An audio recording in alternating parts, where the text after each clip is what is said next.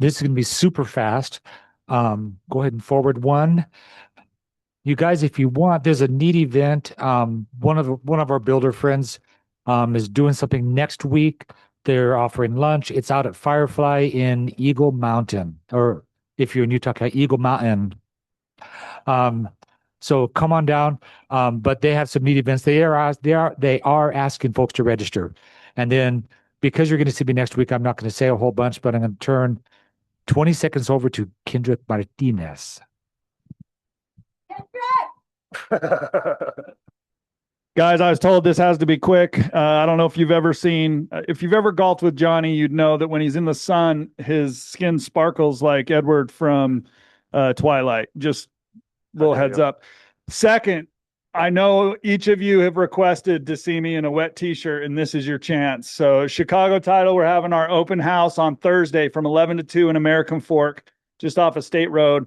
And we're going to have hot dogs, all sorts of good stuff. And then you can try to dunk Ty and I. But come by our open house. We'd love to see you.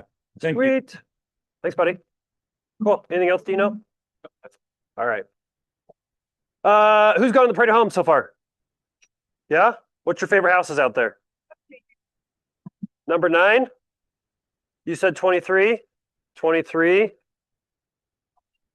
The big one? Is that 23? Okay. What is that, 26,000 square feet? Yeah. Tiny. Yeah. Yeah, it is. It's a gorgeous house for sure. The first thing that I think of when I walk into those houses that size is just the nightmare to own that home. Like cleaning it up, keeping it nice. You got to have a team. Yeah, you got to have you got people. Yep.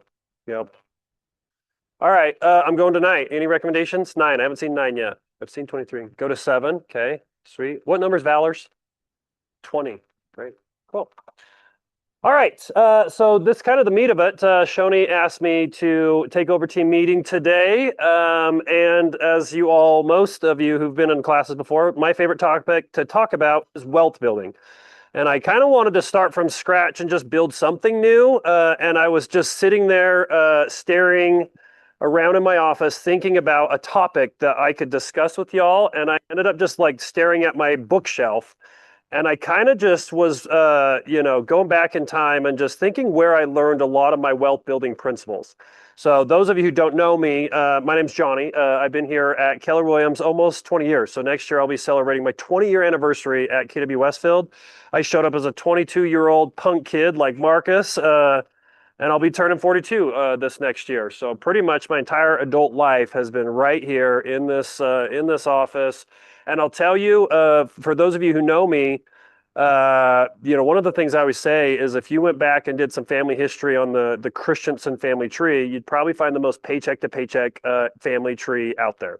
So I grew up with a very specific designed psychology of money that I was destined to be paycheck to paycheck. And really, had I not joined Keller Williams, had I not really started in this environment, I think I would have probably just grown up exactly like my family. And I have a good family. I have a lot of construction workers and city workers and all that, but they're almost like across the entire family, they're just broke, And I just remember growing up, getting to Keller Williams, and just wanting to change my future and my destiny. And part of that was having to reprogram the way that I thought about money. And part of that was through just some people inside of the walls of this office that helped. I think a lot of Keller Williams training was very impactful for me.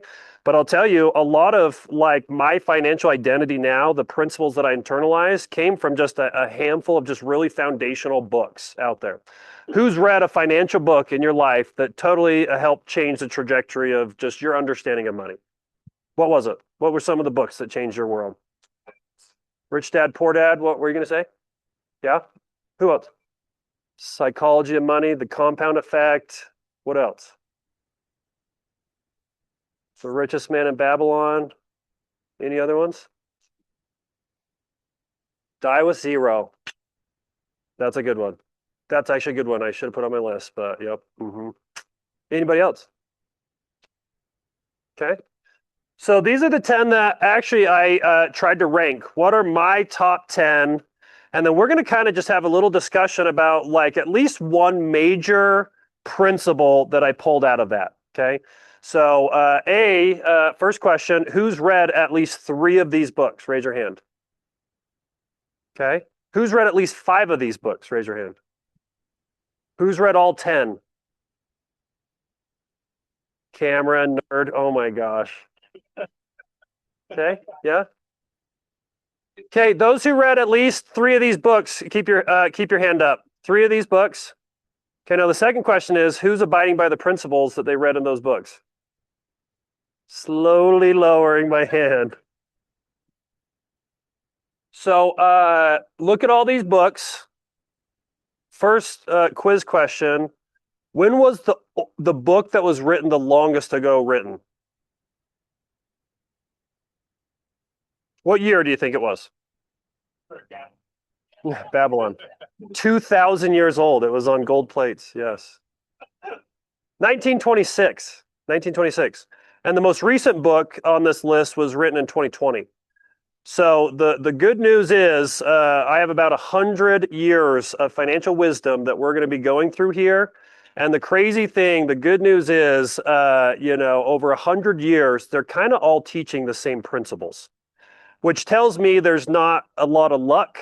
There's no new hack. There's no secret out there to building wealth. It is just timeless principles that are put forward with discipline and consistency and execution in your life that truly is out there to build wealth. Okay.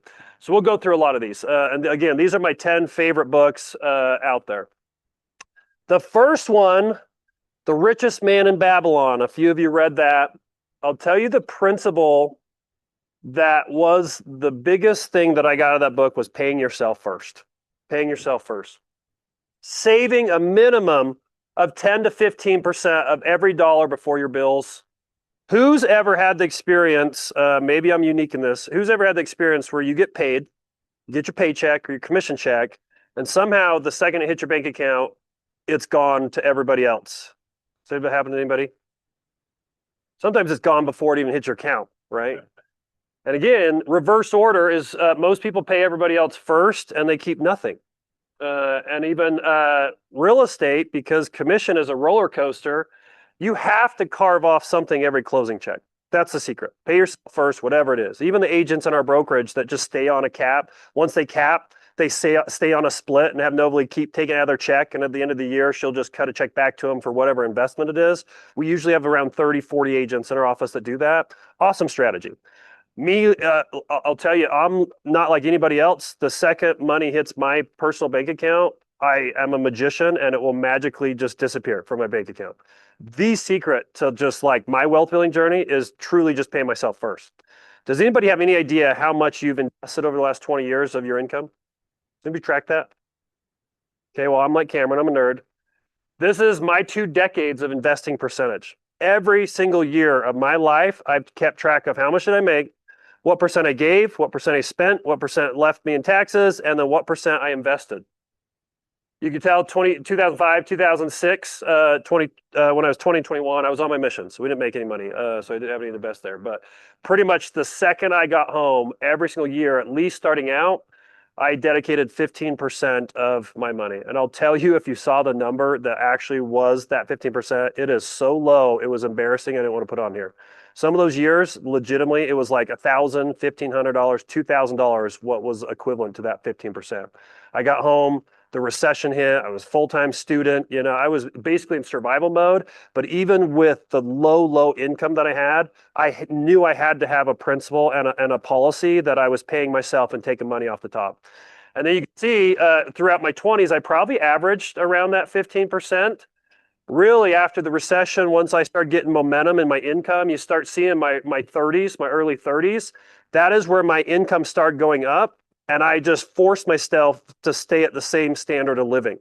And that's why you see a lot of those years, I started investing 25, 35, even as high as almost 50% of my income was committed. As soon as I make it, I'd take it off top and I'd just put it onto the right side. That's it. Every dollar I made, I committed to moving money over to the right side, and I dedicated to doing that for 20 years. You can see 2024 went backwards. Divorce will do that to you every once in a while. But for the most part, I think I've averaged 25, 30% through my entire 30s year. So why do people not pay themselves first? Like if that is the number one principle from all these books, why don't we pay ourselves first?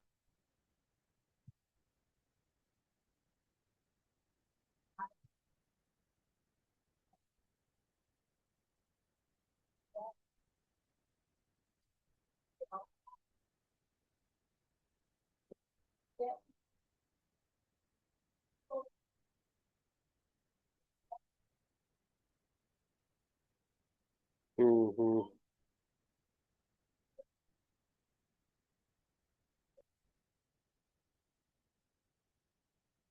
Yeah. What about you personally? Not people, you personally, like what stopped you from investing off every dollar you make? Vacations, YOLO. Yep, totally.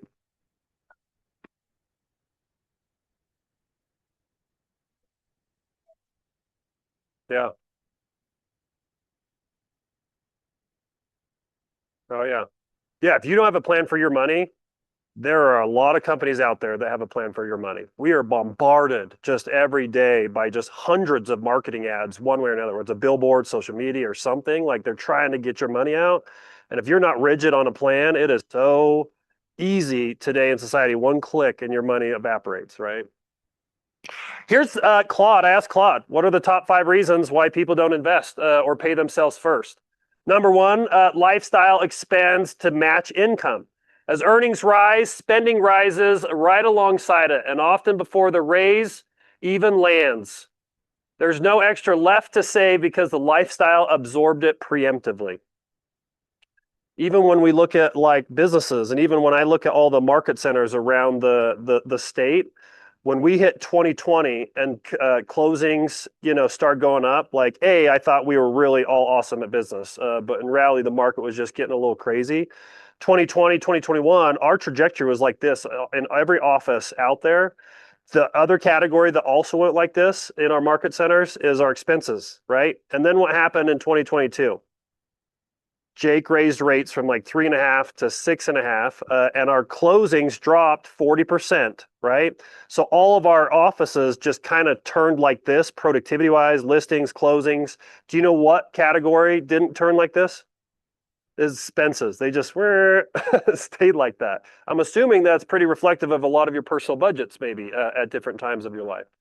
Number two is they pay everyone else first by default. Bills, rent, debt payments, and other people's invoices are automated or due on fixed dates, while saving for me has no deadline and no consequence for skipping, so it's the easiest thing to defer. You just are so used to just paying everybody first. If there's anything left over, maybe you'll pay yourself first. But in hindsight, paying yourself first and then figuring out how to pay everybody else sometimes is a lot better strategy because it's prioritizing you. Even a handful of the first rental properties Clay and I bought early on, 2009, 2010, we were so broke, like coming up with a down payment. Like we would usually, our first 3, 4 deals we put under contract, we had no idea how we were going to fund the down payment or whatever it was going to take to do that deal. And it really just forced us to put our back against the wall to come up with the money to pay ourselves to actually go put those deals together. Number 3 is no automation. Like one of you said, no automation. It depends on willpower. If saving requires a mutual transfer whenever there's money left over, it competes against every other desire in the moment it's due, and willpower loses most of the time. That's rarely anything left over. Number 4 is income is irregular, so savings feels impossible to plan. This hits commission-based earners very hard. In a big month, it feels unnecessary. I'll catch up later. In a lean month, it feels impossible. I can't afford it right now. Both excuses feel reasonable in the moment. And then number 5, short-term identity beats long-term identity. Spending on status, comfort, experiences right now feels like living the life I've earned, while savings feels like deprivation. Even though it's actually the thing that buys long-term freedom, the emotional payoff of spending is immediate. The payoff of saving is invisible for years. So that's The Richest Man in Babylon. The next one I read, does anybody go back in your Amazon history? Because you can go back to, like, for me, the first thing I ever bought was 2004. I bought this book. It was the first thing I ever ordered on Amazon. I went and checked my Amazon, and that was the first thing I bought. I just found that out today. Who's read Think and Grow Rich? Awesome book. Basically, what Napoleon Hill did, he went and studied 500 of the richest people of his era. And the one main principle that I got from this is that almost every one of them had a precise number and a deadline to their wealth building plan, is what Napoleon Hill found out. And the other one is, actually, I'll just watch this video. Can you really think and grow rich? The reality is it's not just thinking. In fact, Napoleon Hill even said that wishing will not bring you riches. So we know there's more to it than just thinking. But what do we got to do? What's the steps? So according to Napoleon Hill, this is the exact framework you need to follow. Number one is you got to fix inside your mind the amount of money that you actually desire. Number two is you have to figure out exactly what you intend to give in return. Number three, you got to establish a definite date that you actually have that money. Number four, you got to create a definite plan for getting what you want. Number five is you write out a statement for all of these things. And number six is you got to read the statement out loud every single day. So the answer is yes. By following this framework, you really can think and grow rich. So I want to encourage you to try it out. So I don't know if you all believe, but I believe the world is so dang abundant. I am absolutely internalized the law of abundance. And I also really believe deep down that the universe will provide for you, but it goes a little bit farther than just like wishing and thinking and running around your house burning incense. What's the incense that you burn to bring money into your life? Sage. Yep. So again, a little bit of that book is a lot of is about the law of attraction, but really think and grow rich. The reality is it's not just thinking. In fact, Napoleon Hill even said that wishing will not bring you riches. So we know there's more to it than just thinking. But what do we got to do? What's the steps? So according to Napoleon Hill, this is the exact framework you need to follow. Number one is you got to fix inside your mind the amount of money that you actually desire. Number two is you have to figure out exactly what you intend to give in return. Number three, you got to establish a definite date that you actually have that money. Number four, you got to create a definite plan for getting what you want. Number five is you write out a statement for all of these things. And number six is you got to read the statement out loud every single day. So the answer is yes. By following this framework, you really can think and grow rich. So I want to encourage you to try it out. 6 steps. I've done this one way or another in a different form for the last 20 years. Okay. So who in here has a written wealth building plan? You know what you want, you know when you want it. Yeah, a couple of you. So again, 6 steps. How much do you want? Clarity is power. You have to get clear on what it is. You have to get clear on what you're willing to give in return. You have to put a deadline to it. I know exactly what I want my wealth, my net worth to be every year for the rest of my life. And I have a date attached to it. I have a very clear expected growth of net worth. What is your definite plan? Write out it in a statement and then read it out loud every single day. I will have blah, blah, blah by such and such day. I'm willing to give this in return. Okay. Think and grow rich. Sell your soul to the devil. I think it's more like, for me, it was a commitment to following a schedule inside of my businesses. I think it was really just a discipline for me showing up the best way in my career. It wasn't about the amount of time that I was putting into work. It was like the work that I was putting into the time, and I think you get a lot more specific when you dial into your business goals. Or maybe there is a cheat where you sell your soul to the devil. I don't know. Clay, did that work?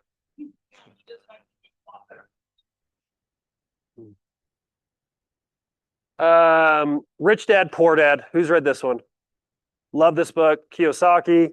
If you don't know, Keith Cunningham is the rich dad in this book. So this book goes through Kiyosaki's real dad, who was a professor there in Hawaii. And then Keith Cunningham was the rich dad. That was basically his friend's dad that was a tremendous mentor to him. And the whole book is kind of comparing the psychology and the habits that his poor dad had compared to what his rich dad had, right? And the simplest financial literacy test ever written simply is Kiyosaki. An asset is what puts your money in your life, brings money into your life. A liability is what takes it out of your life.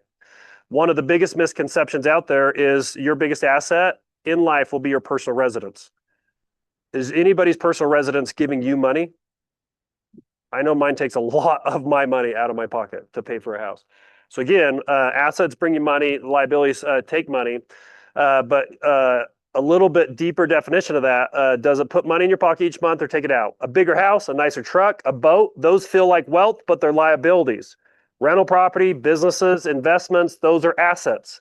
High earners go broke all the time because they convert big income into big liabilities. Wealthy people convert income into assets that eventually buy the liabilities for them. It's, having been here for 20 years and a good chunk of that, 15 years of my life in KW has been in leadership. So I have a lot of involvement with just different agents. I could count dozens and dozens and dozens of agents that have came through our ecosystem, made a shiz ton of money, and within 1, 3, 5 years, I saw them go completely broke. I'm talking about people that made $2, $3, $4, $500,000. We've had agents walk across stage, being some of the top agents at Family Union amongst 200,000 agents, that within a couple of years they're bankrupt. It's because they converted their income into lifestyle and liabilities versus converting their income into assets that produce income. Bottom line.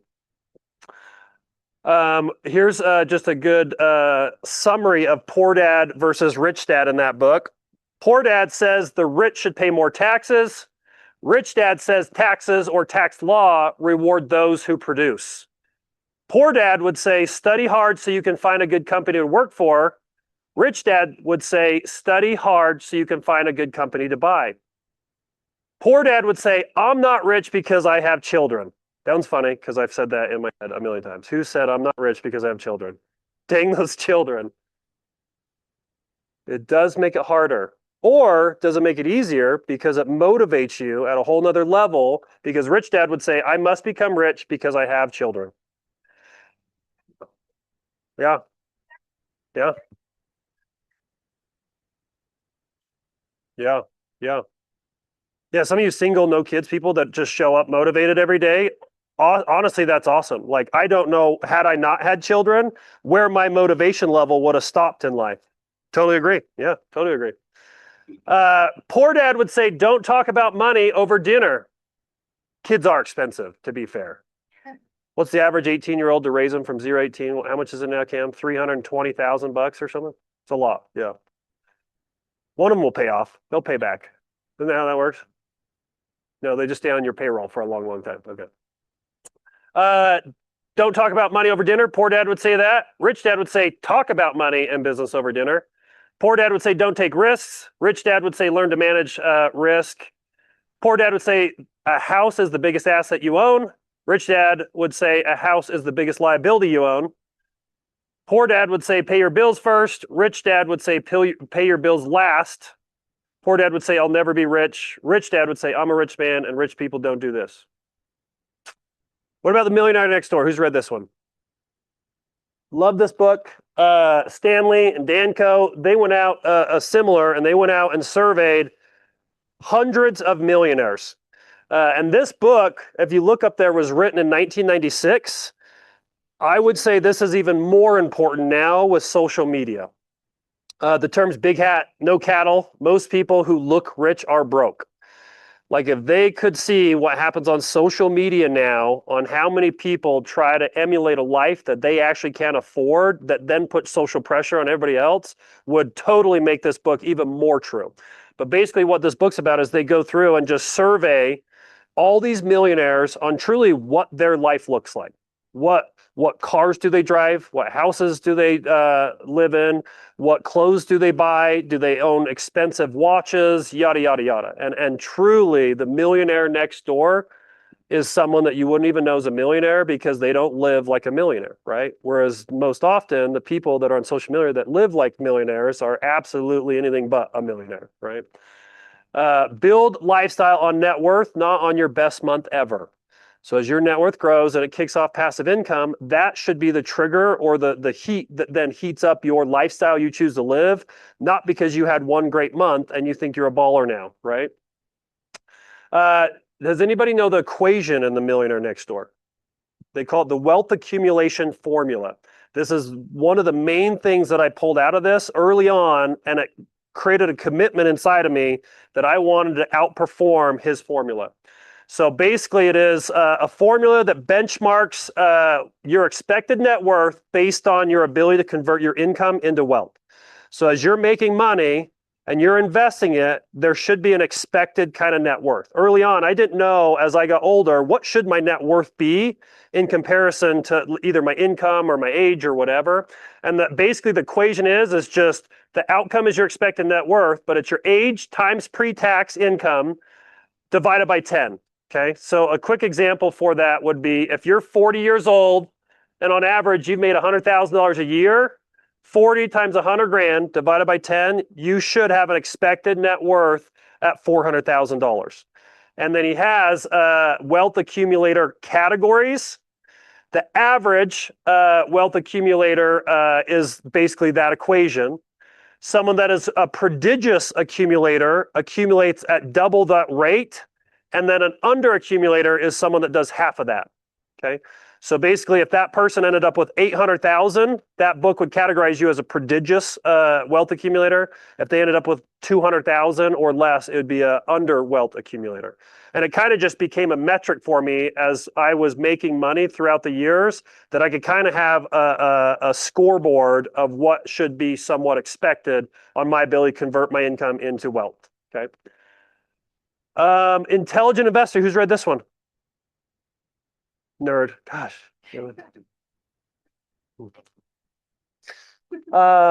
Warren Buffett calls this his best or most influential investing book he's read. Is this Intelligent Investor by Ben Graham. Two things that I pulled out of this book is number one is eliminating emotion from investing. Why is emotion in investing bad?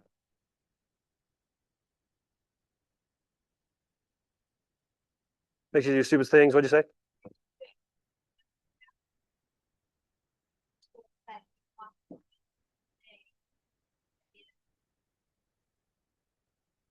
Yeah, yeah.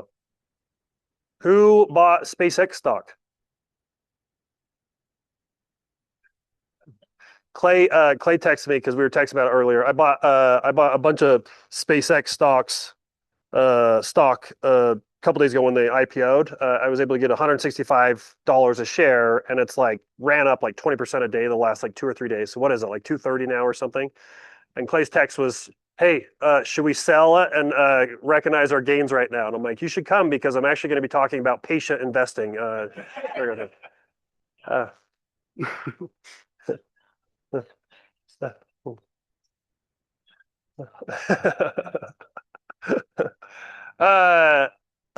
I tell a story about Bitcoin. Does anybody own Bitcoin? So Clay and I was an early adopter of Bitcoin. I got in 2017 where Bitcoin was under $10,000. It was like 8 or 9,000 bucks. And I bought Bitcoin. Fast forward almost 9 years right now, and I put a bunch of money in Bitcoin. How much money have I made after 9 years being one of the early adopters out of everybody I know in Bitcoin? Guess how much I made? Negative $20,000. So I did exactly what Clay just said, is it would run up. I would try to sell it, then it would like run up more. So I'd panic. I'm like, I'm losing out on the gain. So I'd go back in, and then all of a sudden it would drop, and then I'd get freaked out. I'm like, I got to pull out that money. So I'd sell it at a loss. So I just have bought and sold enough times, having started at $9,000 of Bitcoin, and I've still lost $20,000 of Bitcoin because I had emotion in it, right? Warren Buffett says what? Buy when people are fearful, sell when people are greedy, right? And that's part of it. Is you just have to eliminate emotion. Even people, you get too attached to your deals. Has anybody ever got too attached to a deal? You just have been in there. You've been working on it. You want it to work out so bad because you just like have put so much effort into it. If you were to remove your emotion, the logical thing would probably be cut your losses and get out of that sucker. But most likely, your emotion pulls you into it, and then ends up in the long run being a bad deal, right? But then the real other principle is build enough cushion into every deal that you can be wrong and still be okay.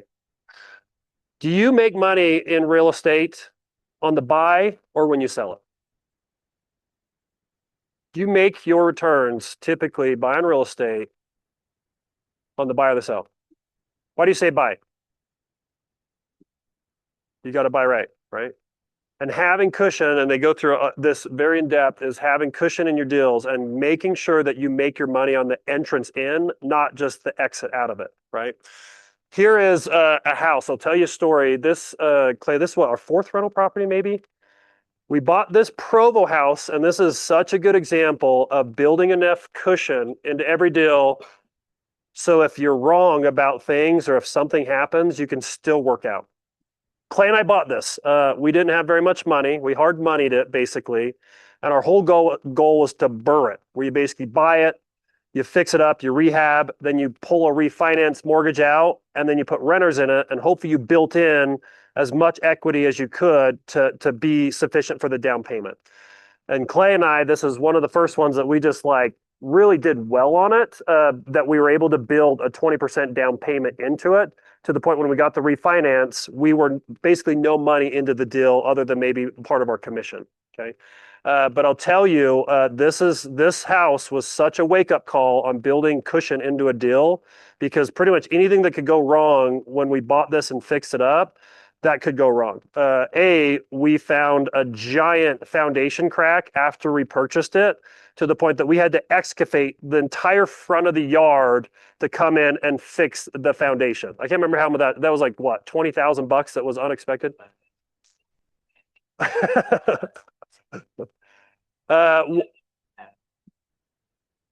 Yep, we found that out after as well. We had to remediate it. And the other thing, you remember when our contractor fell down the stairs and broke his back?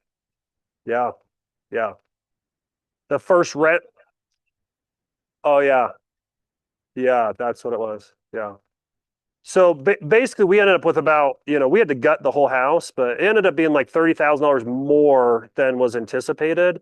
But Clay did such a good job up front and getting a great deal on it that it built cushion in there to still make the whole deal work. And I'll tell you, had we not built enough cushion into that, we would have immediately had to just sell it, cut our losses, and we probably would have lost $10,000, $20,000. This was in 2013 that we bought this house. You fast forward 13 years, we have since sold this house that we had no money in after it was done. 13 years later, we probably have about $500,000 of equity in other stuff from the growth of just one rental property. One rental property, zero in, that we prioritized cushion in there, turned out to $500,000 of net worth for us. Crazy. Psychology of Money. Someone said Psychology of Money. Cameron, fantastic book. Morgan Housel. Gary Keller actually interviewed him a couple times over the last couple years. They're on our Keller Williams Realty International's YouTube channel. So they're great interviews. If you don't know who Morgan Housel is, you got to go listen to some of his stuff. But I want to start out just with a quick video from him. In 2020, my older brother Jason came to me after spending more than a decade working in the finance industry. And he said to me, Stephen, there is one book you need to read to understand money. And that was your book, The Psychology of Money. And that's how I came into your world and understood who you were, what you think. And really, this book has shaped how I think about money ever since. And this is why I loved having you on the show last time, but I was insistent to speak to you again with everything that's going on in the world right now. Morgan, what is the most important thing we should be talking about at this present moment based on, I guess, the subtitle of this book, Timeless Lessons of Wealth, Greed, and Happiness?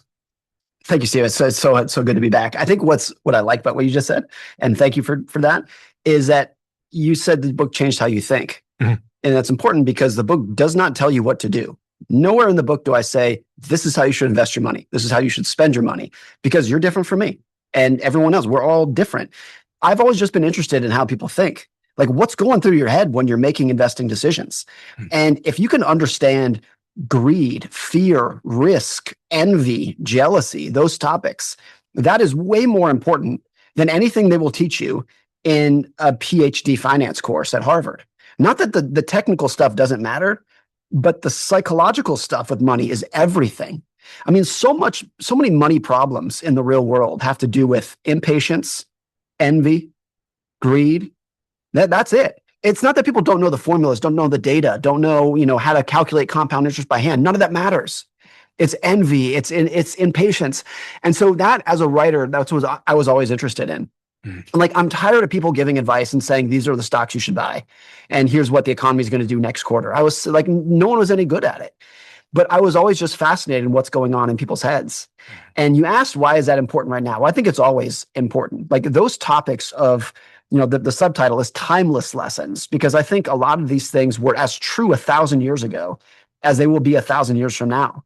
Like greed and envy and impatience is just ingrained in how people think. It always has been. And So again, this book isn't about the financial tactical strategies. It's about what's going on in your head, right? And one of the things I always say is just if life was all about just receiving information, we'd all have six packs, we'd all be multimillionaires, right? But we know life is an emotional journey and it's a psychology journey, and actually reprogramming your brain to understand who you need to become to actually then get that outward expression is very vital. And the three that he talked about right there is greed. How does greed show up in being a barrier between wealth building? Yeah. It pushes people to chase returns past the point of rationality, right? Get rich quick. Yeah. I think even some of the things that I've seen with greed is it pushes people to crave money so much that they end up making decisions where they're choosing money over people. And what they don't realize that happens is it eventually catapults them, farther behind, because people start viewing them as money's first, to them. So I think greed, you got to be very careful on greed. Greed turns a good investor into speculator without them noticing the line was crossed. I like that line. What about envy? How does envy become a barrier in wealth building? Yeah, what were you saying? Yeah. Oh yeah.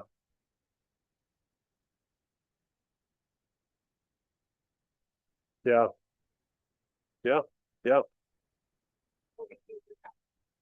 It's arguably more destructive than greed because it's not even about your own goals, it's about someone else's. Housel's core point is comparing yourself to people with more money is a bottomless pit. There's always someone wealthier, so the finish line never arrives. Is there always going to be someone richer than you? There's only going to be one person that will always probably be richer than everybody else, unless, I don't know, maybe one of you's on the trillionaire path.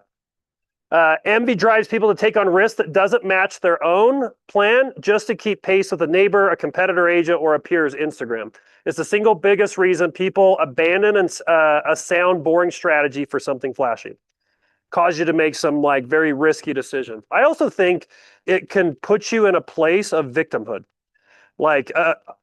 I know for me, I was very lucky to be born in Utah. I love Utah. I love the environment that we're in. But as far as my entire peer group, coming out of high school, turning 18, I was definitely a lot more disadvantaged and had a less of a start than pretty much everybody I knew in my friend group. And I think if I would have chose an envy or a victim pathway, it would have been just a constant buildup of anger and blaming everybody else of why I don't have enough. But instead, I transitioned any sort of envy into just drive and ambition for me to go change my future that nobody else could stop me to do it, right? And then the last one, just impatience. This is the one that wrecks compounding directly. That's my Bitcoin story. That is, it's not fast enough, and it just causes people to jump off the plan. I'll tell you, I have zero get rich quick strategies. Every one of mine is just do the same things over and over, timeless truths, and it's going to look very boring day to day, week to week, even year to year, but you're going to wake up 5, 10, 15, 20 years later, and what you've built is tremendous. But again, impatience is very destructive. I've seen so many of our great agents thinking they should be farther along than they are, and it causes them to either procure inaction or it causes them to make poor decisions versus the tried and true decisions. Do you agree with that?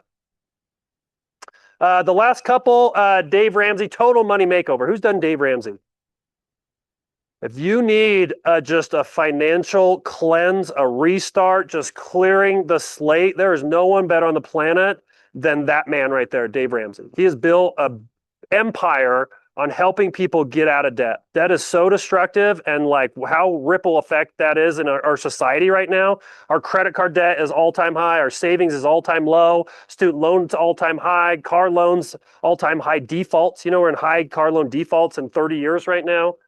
But again, killing debt, but also in order with intensity. So if you don't know his baby steps, fantastic. Like if you want a financial foundation, Dave Ramsey.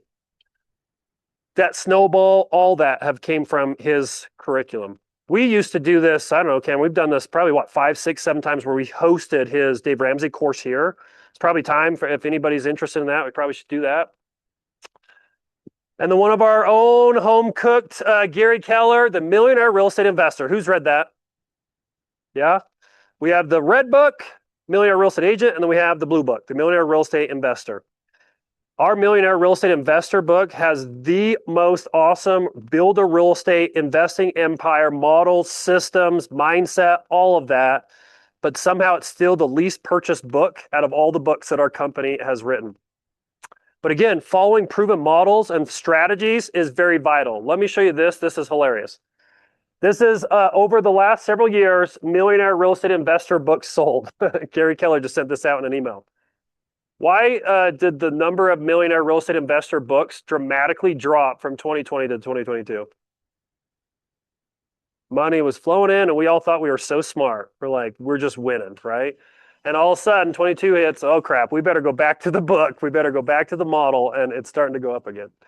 So if you want to invest in real estate, again, Millionaire Real Estate Investor is the best book out there. Compound effect. The second to last one, the compound effect, you saw this, but compounding is invisible in the middle. That's why people quit. Let time play out your wealth building journey. Track your numbers, your net worth, your savings rate, your pipeline. True wealth just comes from small choices over consistency over time. Here's just a great graph of that. The yellow is the principal deposits. So you go out and just invest with any sort of decent interest rate out there. Just look at the trajectory that happens after 10, 15, 20 years. Like let time compound your money. How much of Warren Buffett's net worth came after the age of 65? 95% of Warren Buffett's net worth came after 65 years old.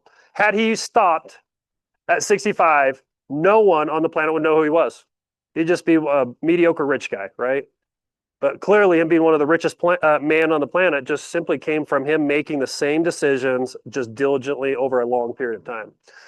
And then the last book, who's read this one? I Will Teach You to Be Rich. All about automating, focusing on the big wins, but really the two main points is he says, number one, pay yourself first.